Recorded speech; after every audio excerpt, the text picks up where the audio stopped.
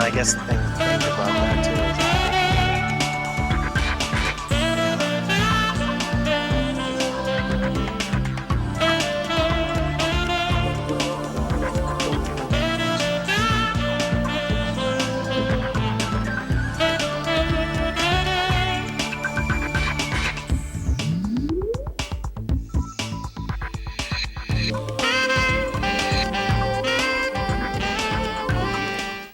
Welcome to comments on issues facing Clinton.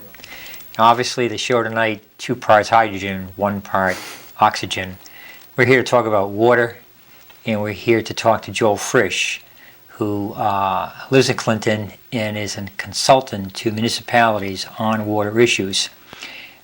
Before we get started, I'm going to ask you, what are the 3 major water users in your house? The 3 major water users in your house. At the end of the show, we'll come back and we'll give you the answer and we'll see if you've been right or wrong. Joel, good evening. Good evening. Welcome. Thanks. Thanks for coming. I guess a place to begin is asking you, where's our water come from? The water we use here in the town of Clinton, where do we get it from?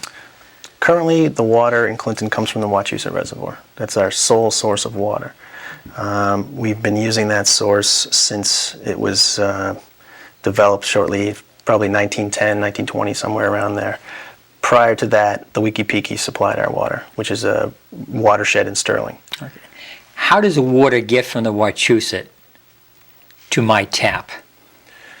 Well, it is pumped from the first pump station. If anyone's ever walked along the dike of the reservoir, the first pump station you come to is the town of Clinton's pump station. That water is pumped from that pump station through a disinfection facility and a corrosion control facility, which is a small treatment plant. Sure.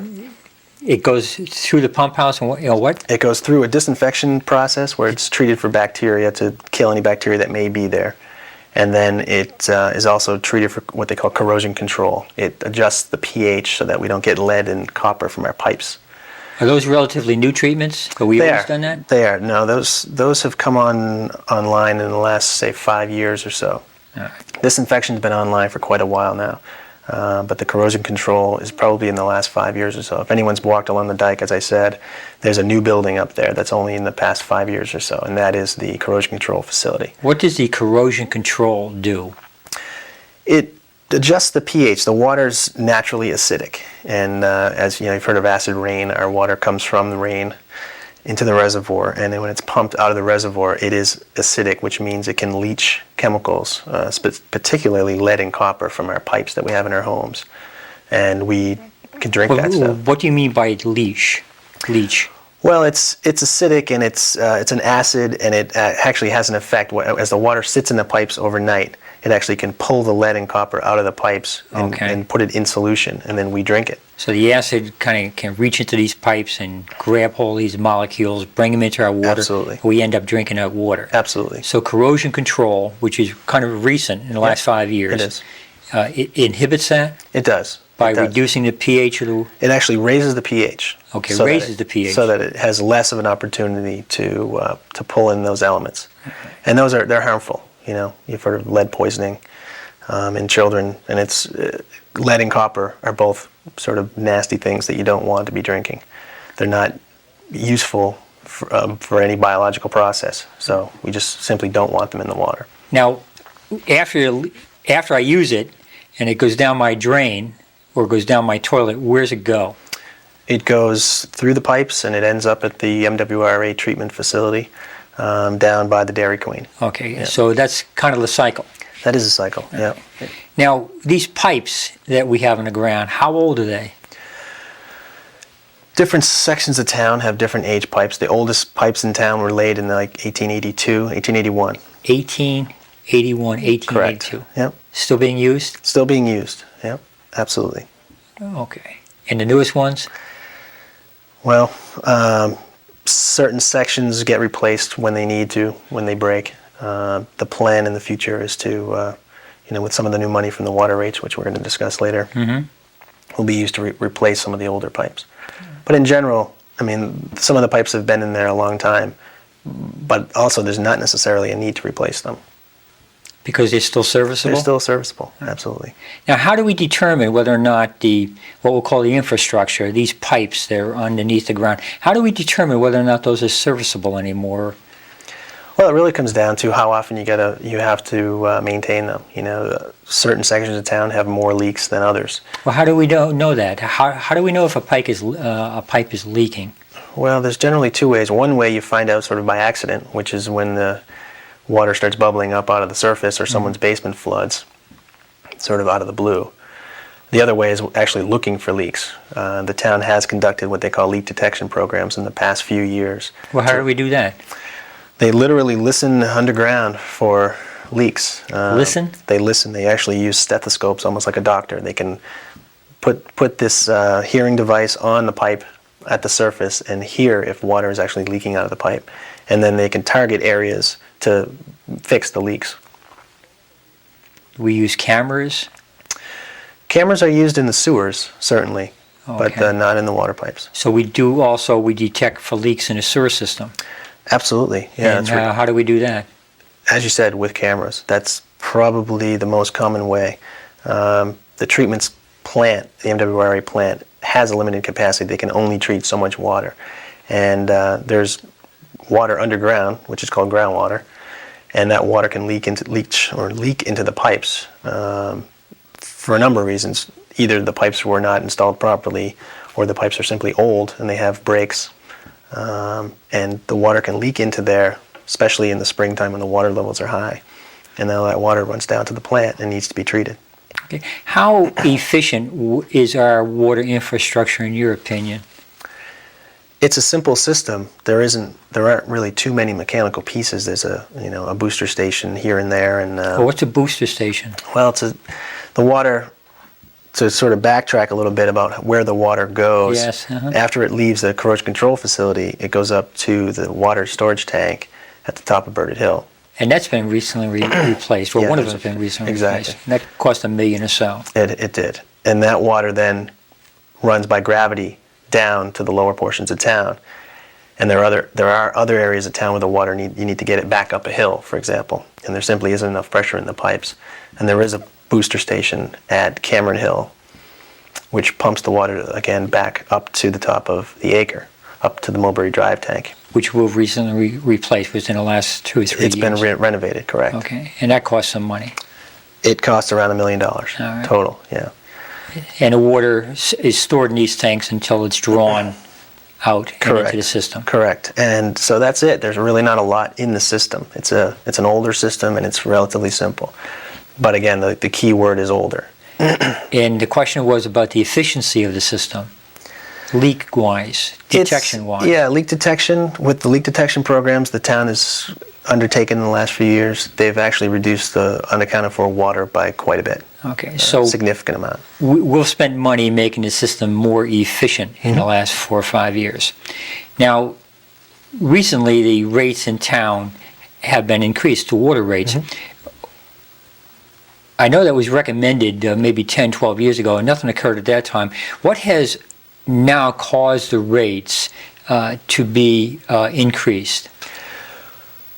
Probably, I would say 10 years or so ago, you were pretty much covering your costs for all of the labor and the operating costs, such as electricity and whatnot. Over the past 5 to 6 years, you've had to spend quite a bit of money on new infrastructure improvements, things that you didn't have to deal with in the past. Specifically the new tank on Birded Hill, the renovation of the tank on Mulberry Drive for a total of probably $2 million for each of those combined. The corrosion control facility, which had to be built, and now the $10 million filtration plant, which needs to be built. So, whereas in the past you were bringing in, say, $600,000 to $800,000 a year and covering your costs, over the past, I would say, 8 years or so, you've started to actually not cover your costs and almost have a deficit every year. By increasing the rates, we're actually going back and paying for things that we've already had to do, but also it was considered in the original water rate study to bring in more money than we needed, so we can do improvements, so we don't have to wait until the last minute to fix some of the things that need to be fixed. And covering our costs 10, 12 years ago wasn't putting capital back into the system. That's right. It was simply maintaining the status quo. Right, and the system may have had leaks that went undetected, and That's we just right. left them there. That's right. So we've improved our system, got it more efficient. But you're talking about chemicals and corrosion. I presume that there's a there must be a labor factor today that wasn't there 10, 12 years ago That's as well. right. That's right. The water system was fairly self-sufficient. I mean, as long as it was running, everyone had water. Now, with the treatment that's required, you need licensed professionals to deal with that, and the water department has those professionals working for them. And it is labor intensive, absolutely. Now, your company consults all over Massachusetts, and you're familiar with rates in other communities. How does the rate in Clinton, the water rate, compare with other municipalities that you're familiar with and you may consult with? Prior to the increase, Clinton had probably the third lowest rate in the state out of all the communities that have public water systems. With the increase, Clinton still has one of the lower rates. In comparison to other MWRA communities, which Clinton is one of, we use water from the MWRA system. Our rate is less than half the average of the MWRA user, the typical user. So Clinton, we're paying less than 50% of other MWRA users. Correct. The average family in town pays how much a year? Yeah, it depends. Single-family home, you pay roughly in the $100 range. And less than 50 cents a day. Yeah, very, very inexpensive. And again, as we spoke earlier, when you compare it to the other utilities you're using, such as cable television, it's an incredible bargain. Now, we have a water enterprise fund and a sewer enterprise fund. We do. What are these enterprise funds? So our rate money goes to these funds. And what are these funds intended to do? The funds are used solely for paying for essentially operating and maintaining the system. It pays for the labor costs of the professionals that run the system. It pays for the materials, including the chemicals, and the utility costs, such as the electrical costs for pumping, etc. And it pays the loans on these different infrastructure improvements that we've made. All right, so this enterprise money, our water service money, can't be diverted into the general fund. It cannot. Specifically to maintain and improve the water system today. Water and sewer, yep. The town, it seems to me from what you've told me, has done what it can to make the system more efficient. Do you have any suggestions for what people can do in their homes to make their use of water more efficient, to conserve water, to preserve this resource? Probably the simplest way to do that is to really be aware of the water that you are using. Most people in town, I'm sure, have toilets and water devices that are old, and toilets are probably the best example, because the typical toilet that a person has in their home probably uses somewhere between 6 and 10 gallons per flush. They can 6 to 10 gallons per flush. It can be that high. When you consider some of the toilets that are on the market today, some of them use between 1 and 2 gallons per flush. That's a significant savings, especially if you have a lot of people in the house. That's a significant savings. But also things like dishwashers. A dishwasher, older dishwashers may use, again, upwards of 6, 7 gallons per wash. Newer dishwashers are probably less than half that. And that's even the inexpensive ones. You don't really need an expensive dishwasher to get the water savings. Even the newer ones are water efficient.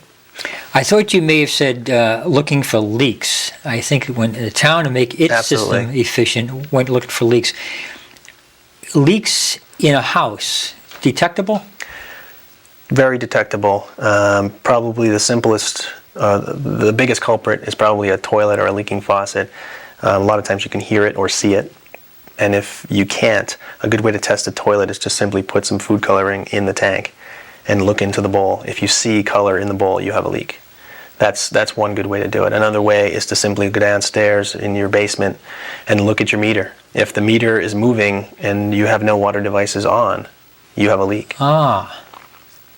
Checking the meter in the basement, and if there's any movement on that, then there's a leak You have a leak. someplace in your system. Absolutely. How do you find it?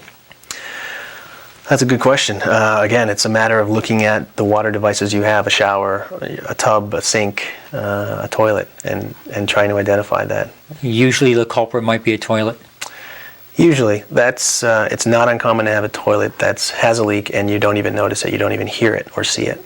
But you're talking, I mean, if people want to replace a toilet, I'm told if a toilet is older than 1992, it's probably one of those gargantuous toilets you were talking about, 6 to 10 gallons.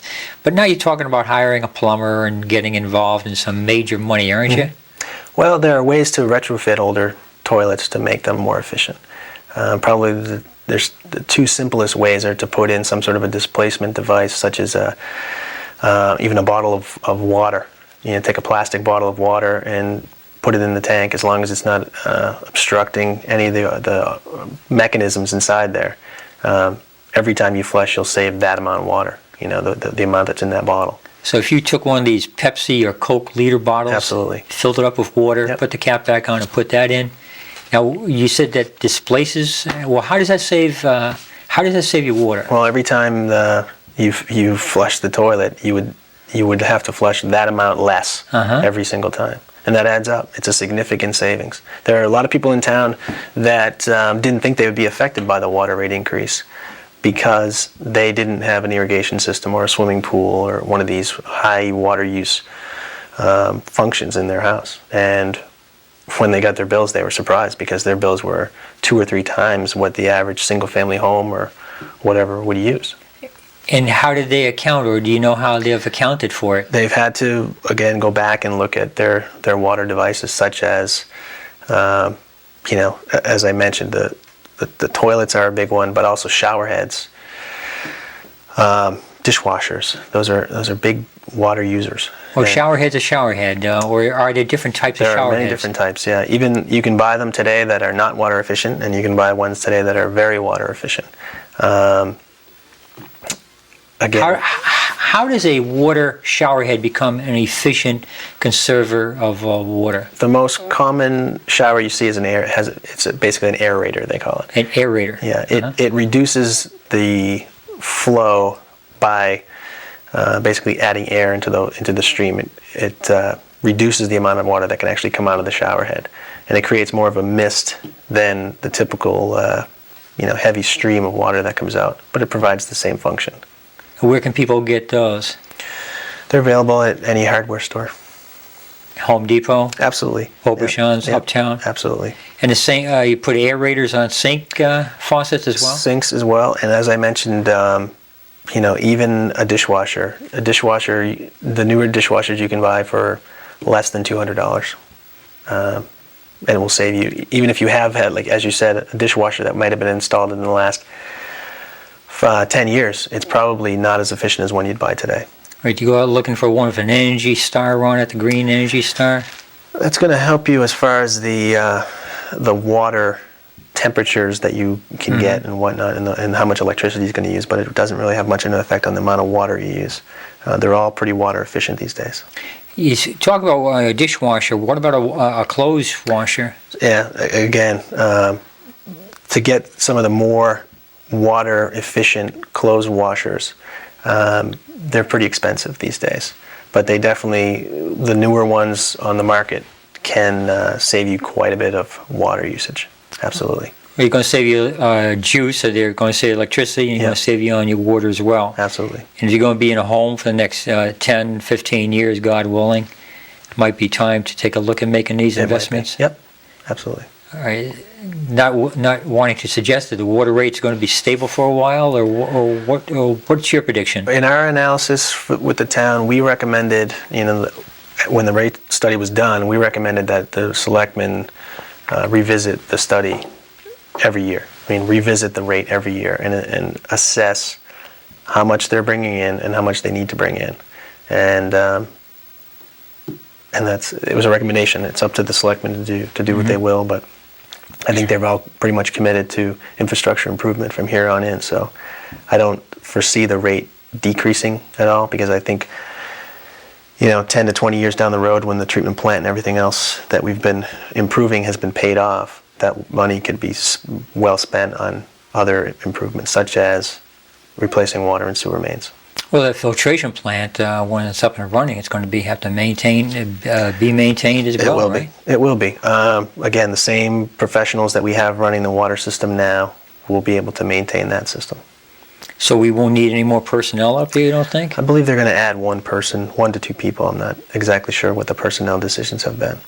Now, we talked about what people could do inside their homes, perhaps, to reduce their consumption of water. What about outside the home? Yeah. Any suggestions for people? The two biggest users, functions for homeowners, is certainly lawn irrigation and filling up swimming pools. If you have a swimming pool, there's not really a lot you can do other than maybe putting a cover on the pool to reduce evaporation. But there really isn't much you can do in that respect. As far as lawn irrigation goes, certainly watering the lawn less is one way to do it. But also a spray irrigation system is what most people have, where the sprinkler heads pop up and spray the lawn. You lose probably half the water due to evaporation using that system. Half the water that you spray on the lawn doesn't make it into the grass.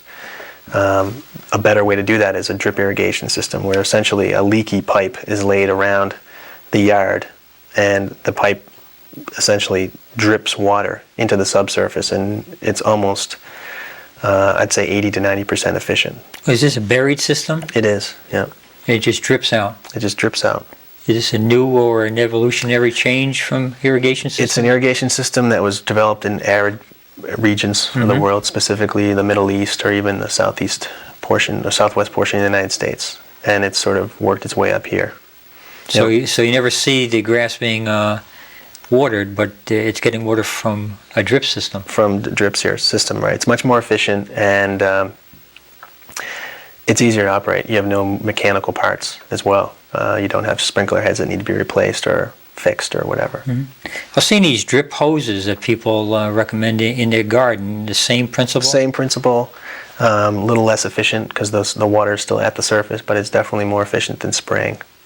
What are we doing as a town to develop additional sources of water?